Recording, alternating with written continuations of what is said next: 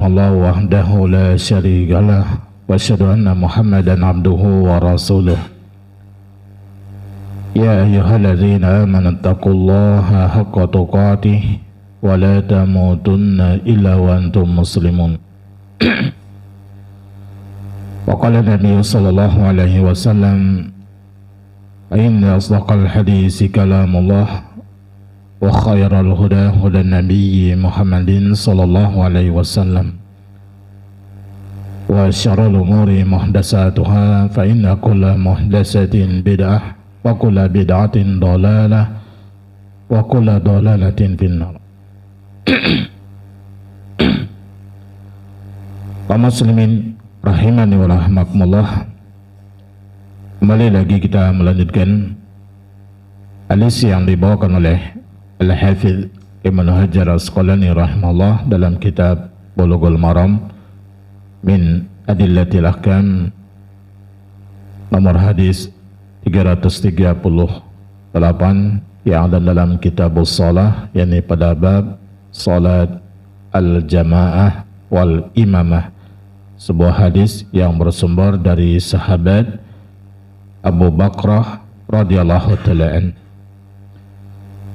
Qala al-mu'allif rahimahullah wa Nabi Bakrata radhiyallahu ta'ala anhu annahu intaha ila an-nabiy sallallahu alaihi wasallam wa huwa raki'un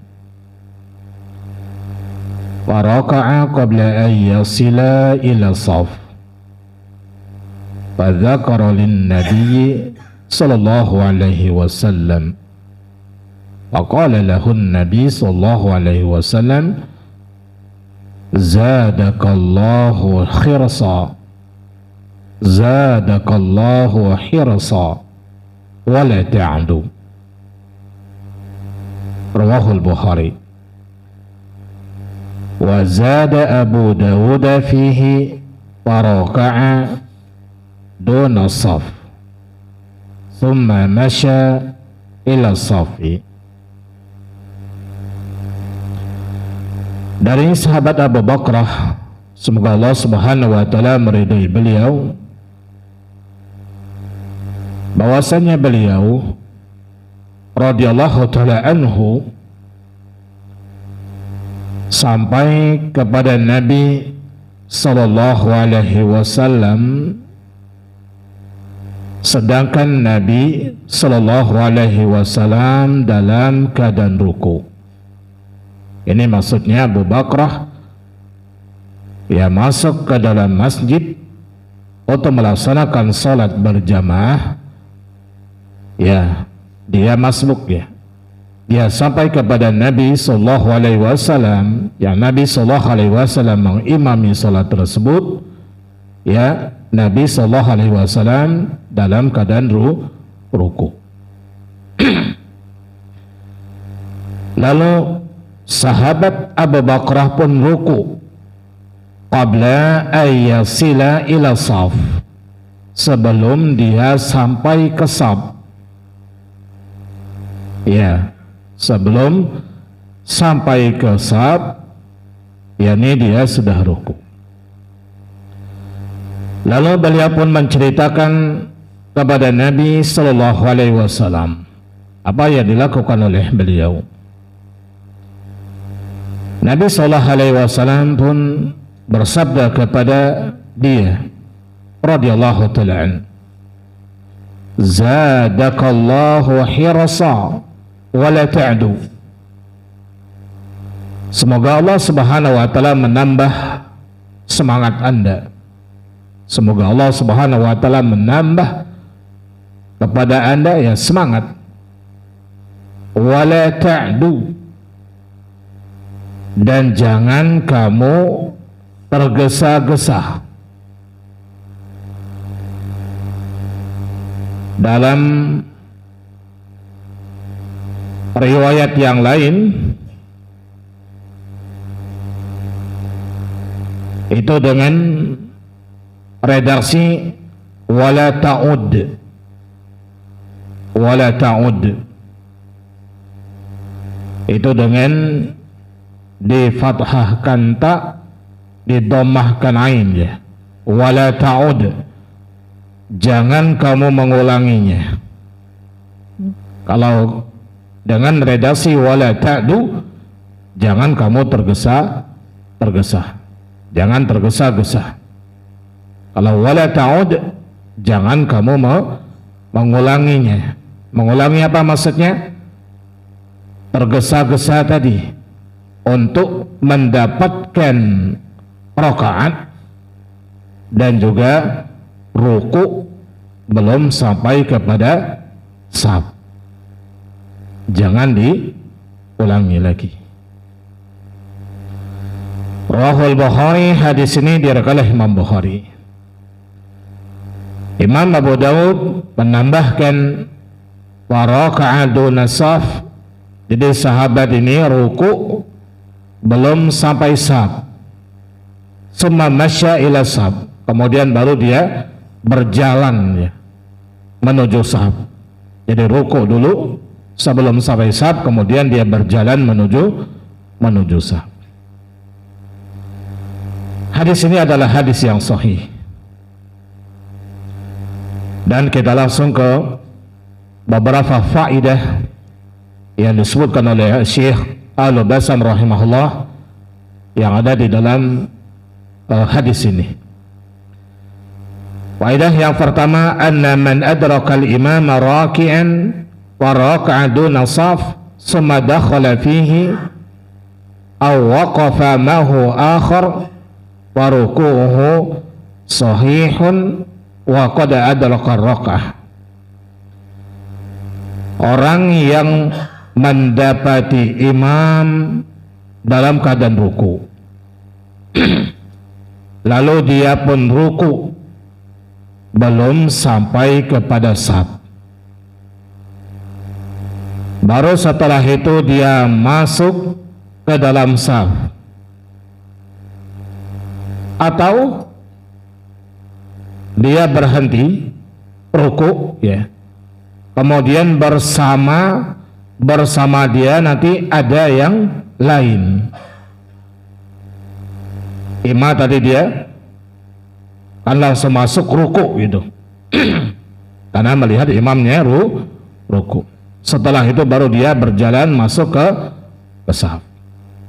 Atau barangkali tadi dia langsung berdiri di situlah, kemudian ada orang lain yang nanti juga bersama dia. Bisa dipahami? Dia berada di saf tersebut, dia berada di belakang tadi belum masuk ke saf, kemudian barangkali nanti ada orang juga yang lain masuk bersama dia melakukan seperti itu juga.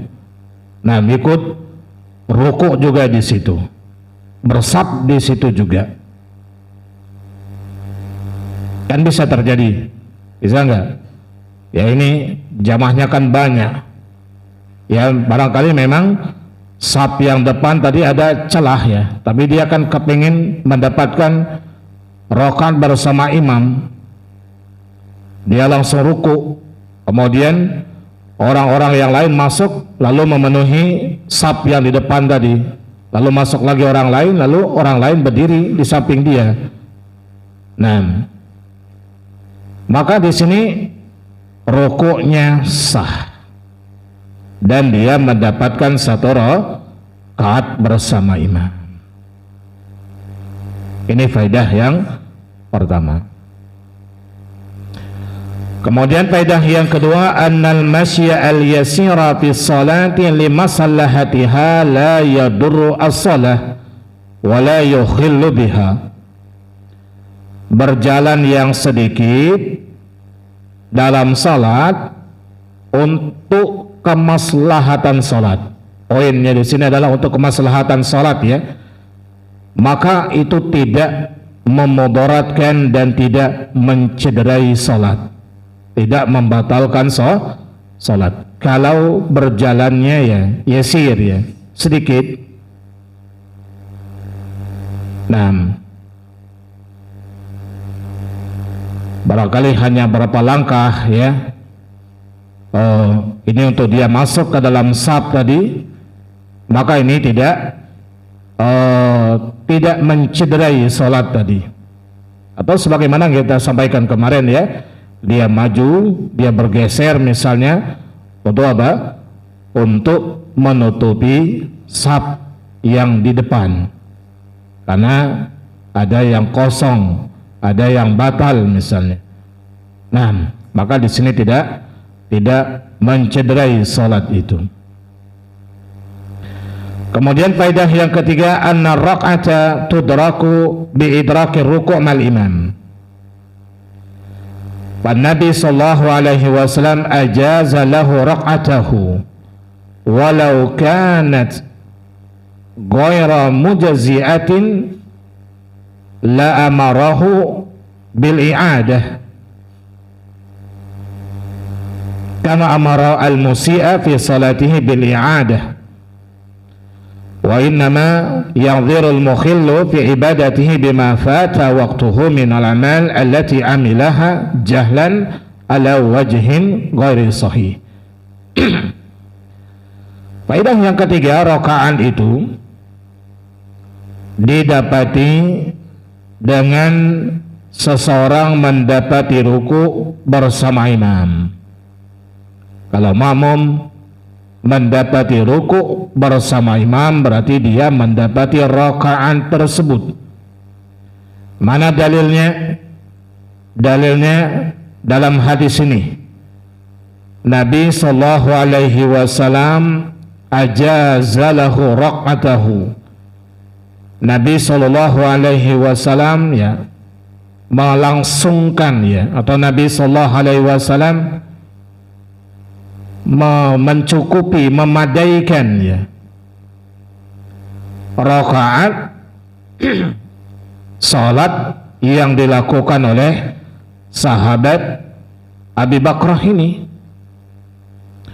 Seandainya rakaat itu tidak memadai, apa yang dilakukan oleh sahabat Abi Bakrah ini itu tidak dianggap satu rakaat, maka Nabi sallallahu alaihi wasallam akan menyuruh dia mengulanginya. Di sini Nabi tidak menyuruh mengulangi. Cuma kata Nabi jangan diulangi yang seperti itu lagi gitu. Di waktu yang lain. Ya jangan kamu tergesa-gesa, jangan diulangi tergesa-gesanya itu. Nah, Nabi sallallahu alaihi wasallam tidak memerintahkan dia mengulanginya. Sebagaimana kalau Nabi sallallahu alaihi wasallam memerintahkan orang yang jelek salatnya, ya Nabi perintahkan dia mengulangi. Ma'ruf ya hadis al-musi' salatahu ya, orang yang ya jelek salatnya, yang dia tidak tumakninah ya, Nabi sallallahu alaihi wasallam memerintahkan dia mengulangi salat. Itu menunjukkan kalau yang dilakukan dia memang tidak memenuhi, tidak sah gitu. Kalau ini Nabi tidak memerintahkan mengulangi. Sesungguhnya orang yang tidak sempurna ya dalam mengerjakan ibadahnya berupa amalan-amalan yang telah dia kerjakan karena ketidaktahuannya dengan cara yang tidak benar dan telah luput waktunya, maka ia uzur padanya. 6. Ini barangkali ada amalan-amalan yang dilakukan oleh seseorang ya tidak dengan cara yang benar ya, tapi dia melakukan karena kejahilannya dan waktunya sudah luput. Ya waktunya sudah luput ya, maka dia uzur. Maka orang tadi uzur. Wallahu alam. Orang yang jelek salatnya tadi, yang diperintahkan oleh Nabi sallallahu alaihi wasallam mengulangi, salat yang mana? Salat yang barusan dia kerjakan karena masih ada waktunya kan. Adapun kalau salat yang lain, ya, apakah Nabi memerintahkan mengulanginya lagi? Tidak. Wallahu a'lam. Alasannya tadi apa? karena itu kan sudah dikerjakan, waktunya pun sudah selesai, dan dia mengerjakannya pun karena uzur, karena ketidaktahuannya. Wallahu alam, itu dianggap uzur. Walima rawa Abu Dawud an Abi Hurairah marfu'an. Kemudian berdasarkan hadis yang diriwayatkan oleh Imam Abu Dawud dari hadis Abu Hurairah, hadisnya marfu sampai kepada Nabi sallallahu alaihi wasallam. Ini yang menjelaskan bahwasanya pendapat yang rajih, pendapat yang kuat adalah orang yang mendapati ruku' bersama imam adalah dia mendapati rakaat tersebut. Man adraka ra'ah faqad adraka shalah, ya. Barang siapa yang mendapati ruku', maka dia mendapati shalah. Qala Syekh Hamad bin Abdul Aziz, idza adraka al-ma'mum al-imama raki'an fadakhala ma'hu fahuwa mudriku raqah, ya. Apabila makmum mendapati imam dalam keadaan ruku, kemudian dia masuk bersama imam tadi dalam keadaan ruku, maka dia mendapati rakaat. Wallahu alam, ya, batasannya ya dia bisa untuk ruku bersama imam, yang paling tidak ya mengucapkan ya satu zikir lah bersama imam. Ya, dia ruku membaca subhana rabbiyal azimi, ya. Nah, dia mendapati bersama imam seperti itu, ya, maka dia mendapati rakaat. Wallahu ta'ala alam. Intinya dia mendapati, ya, bersama imam itu. Dan inilah yang diriwayatkan dari para salaf, ya, dari salaf. Wa alaihi ammatul ummah minas sahabah. Dan inilah pendapat keumuman umat, ya, dari kalangan para sahabat. Kemudian para tabi'in, kemudian imam yang 4 dan pengikutnya mereka. Wala yuraf an salaf khilafu dzalik, dan tidak diketahui ya dari salaf menyelisih yang demikian. Bahkan waqad haka al-ijma' ala dzalik Syekhul Islam Ibnu Taimiyah rahimahullah, dan menceritakan, menghikayahkan adanya kesepakatan para ulama tentang hal yang demikian oleh Syekhul Islam Ibnu Taimiyah rahimahullah, bahwasanya pada tadi orang yang mendapati rukuk bersama imam, maka dia mendapati apa? Rakaat tersebut. Wallahu alam, walaupun memang barangkali ada pendapat yang mengatakan apa? Yang menjadi patokan dia mendapati Al-Fatihah bersama imam. Namun sekali lagi pendapat yang kuat saya katakan, ya, berdasarkan hadis ini adalah dia mendapati ruku bersama imam. Kemudian faedah yang keempat dari hadis ini, nahan Nabi sallallahu alaihi wasallam Abu Bakrah anil adwi li'annahu munafin lisakinati wal wiqar. Nabi sallallahu alaihi wasallam melarang Abu Bakrah untuk tergesa-gesa. Apa alasannya? Hal ini menafikan as-sakinah wal wiqar. Menafikan, ya, kita diperintahkan untuk tenang, kemudian berwibawa, ya, ini tenang, tentram dia ketika dia masuk di dalam salat tersebut. Diriwayatkan oleh Imam Bukhari dan Imam Muslim, Nabi sallallahu alaihi wasallam bersabda, ini kaidah yang dipegang oleh setiap orang yang masbuk, idza sami'tumul iqamah, apabila kalian mendengar iqamah,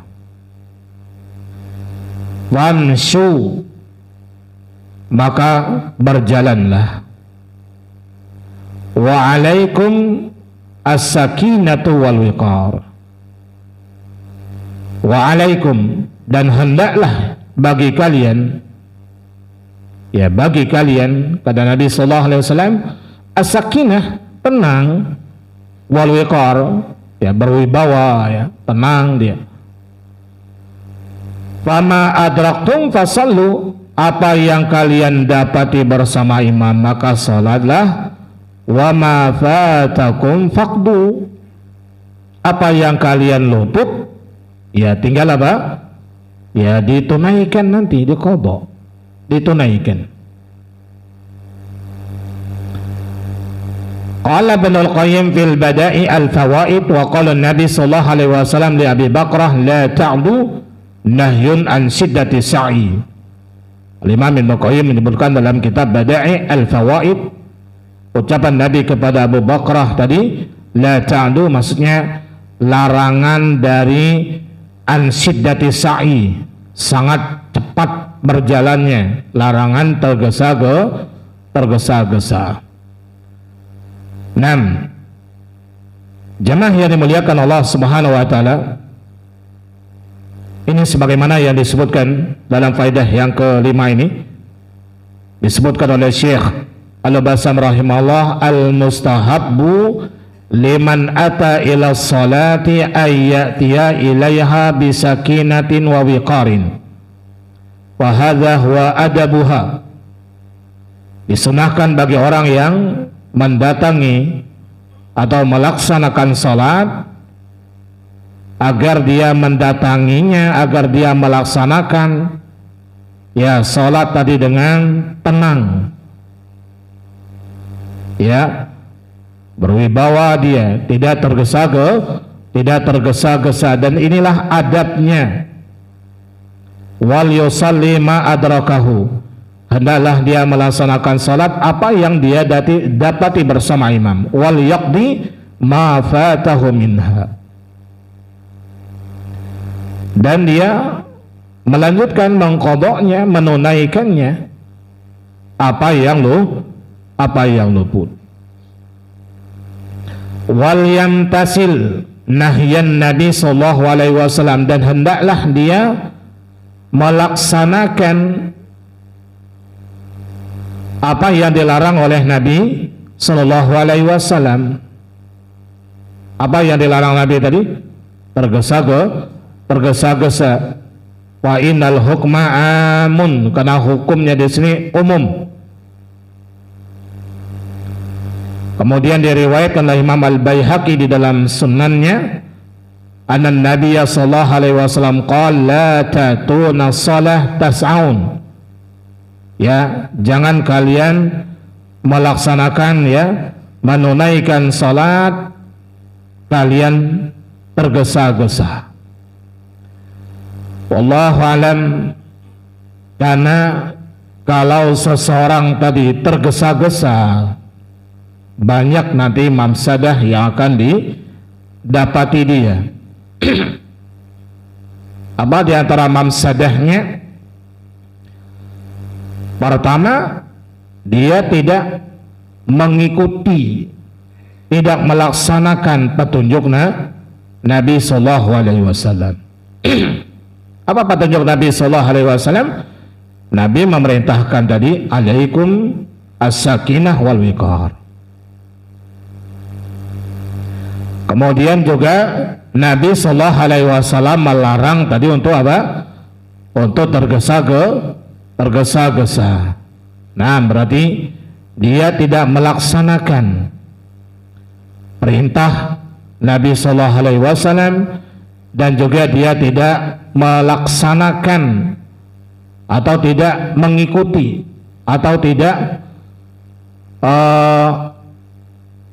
patuh terhadap larangan Nabi sallallahu alaihi wasallam untuk jangan tergesa-gesa. Kemudian barangkali mafsadah yang lain yang akan ditimbulkan, ya seorang tadi ya dia tidak khusyuk di dalam salatnya, masuk di dalam salat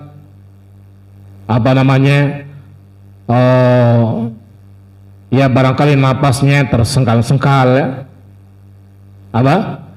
berkeringatan ya, bahkan tidak sedikit kadangkala kita dengar suara berisik gitu. Ini bisa jadi mengganggu yang lain. Kenapa dia lari gitu? Kadang-kadang ada juga yang sampai tersandung dengan karpet, terjungkal ya. Bahkan kadang-kadang pintunya tergesa-gesa dia bukanya karena ingin mendapatkan rakaat tadi bersama imam. Akhirnya membuat bising. Yang seperti ini diantara perkara-perkara yang ditimbulkan karena mereka tidak mengikuti petunjuk Nabi Sallallahu Alaihi Wasallam. Ya, adabnya adalah ya, tenang saja. Karena kaidahnya ya yang kita dapati bersama imam ya kita ikuti, yang tidak kita dapati bersama imam ya sudah, nanti tinggal dia menyelesaikan sendiri. Namun Allahu ta'ala alam. Kemudian faedah yang ke-6, hadhil mankibatul kubra li Abi Bakrah radhiyallahu ta'ala anhu. Hadis ini menunjukkan bagaimana kedudukan yang besar bagi sahabat Abi Bakrah radhiyallahu ta'ala anhu min ridha'in Nabi sallallahu alaihi wasallam, berupa keridhaan Nabi sallallahu alaihi wasallam, wa du'aihi lahu, dan doa kebaikan Nabi sallallahu alaihi wasallam untuk sahabat ini, wa ta'yidi anna ma fa'alahu huwa min dawa'i al-hirsi alal ibadah wa ta'atillah, dan menguatkan ya apa yang dilakukan oleh sahabat ini karena dorongan semangat dia untuk ibadah, semangat dia untuk taat kepada Allah Subhanahu wa taala. Maka Nabi sallallahu alaihi wasallam mendoakan tadi, zadakallahu hirsa, semoga Allah Subhanahu wa taala menambah semangat bagi Anda. Dia melakukan tadi karena hirasnya, senangnya dia, sungguh-sungguhnya semangat dia untuk beribadah kepada Allah. Tetapi kata Nabi sallallahu alaihi wasallam tadi, la ta'du, jangan kamu tergesa-gesa, dalam arti yang lain la ta'ud, jangan kamu ulangi yang tergesa-gesa itu. Kemudian faedah yang ke-7, istiratu al-musafati fi salah ya, mensyaratkan bersab di dalam salat. Mensyaratkan ya salat itu dia bersab, dia berbaris ya bersama yang lainnya gitu. Fa inna man shalla khalfa safi biduni udhrin wala tasihhu salatuhu. Li hadis la salata lil munfaridin khalfa safi, rawahu Abu Daud, wa hadha ma alimahu Abu Bakrah hinama dakhala fi saf wa huwa fi ruku' wa aqarahu Nabi sallallahu alaihi wasallam wa sayati bahsu hadzal masalah. Dari hadis ini sebagaimana ya tadi disampaikan, mensyaratkan ya bersaf di dalam salat ini kalau dia salatnya salat berjamaah. Karena sesungguhnya orang yang salat khalfa saf, di belakang saf tanpa uzur, maka salatnya tidak sah.